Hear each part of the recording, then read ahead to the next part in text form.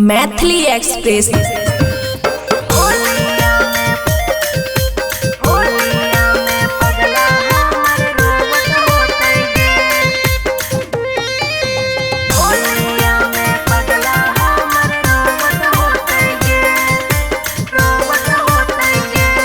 खुशी recording studio बलुआहा।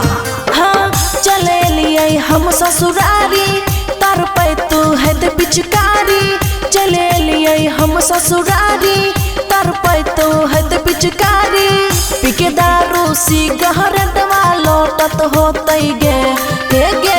पिके दारू cigarette वालो तत होते गे हे गे। रंगावा अबीर वाले के खोजत होते गे। होलिया में पगला हमारे रोवत होते गे। होलिया में पगला हमारे रोवत होते गे। होलिया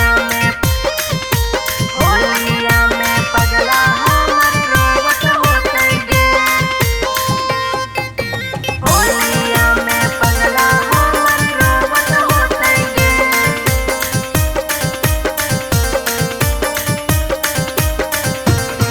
केकरा लगई तई पगला गलिया हमें अबीरावा गे। मन तई नहीं गई है तई हमारा के गरिया गे हे गए।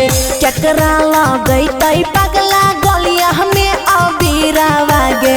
मन तई नहीं गई है तई हमारा के गरिया। अरे यारवा अब करबो याद अगला साल। अजी पिया गोस्सा से होते खूबे लाल हे गई। रंगावा अबीर वाले के खोजत होते गे। होलिया में यरवा हमर रोवत होते गे। होलिया में यरवा हमर रोवत होते गे।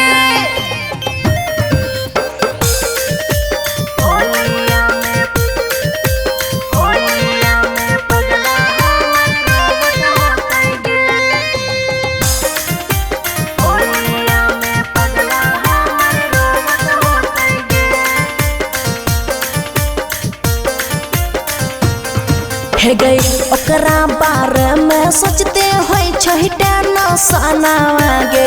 भीतरे भीतर हमर कुह गई छै मनावागे गे की कहियो। हे गई ओकरा बारे में सोचते होई छहिटे न सनावागे।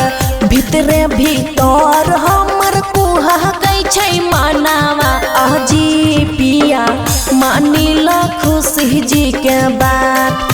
अजी पिया बुझो न दिलावा के हाल। रंगवा अबीर वाले के खोजत होते गे। होलिया में यरवा हमर रोवत होते गे। होलिया में यरवा हमर रोवत होते गे। खुशी रिकॉर्डिंग स्टूडियो बलुआहा।